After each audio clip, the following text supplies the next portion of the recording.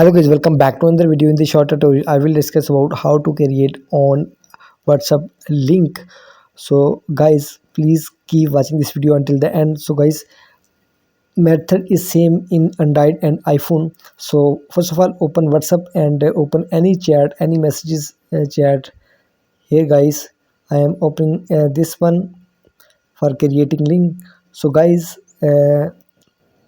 right here WA dot me slash here guys, and now +92 and add your own WhatsApp account number.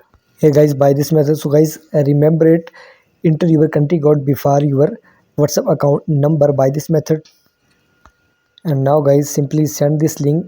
Here you can say simply send this link directly. When you tap on it, select direct on chat. So guys, if you want to remove this number from this link, so how can I remove your mobile number from this link? So how can I remove? Simply copy this link here and open Safari application on your iPhone and write here link shortener. Here you can see, simply tap on it, and now guys, wait for some second. And here guys, simply open first website and enter your link you have recently copied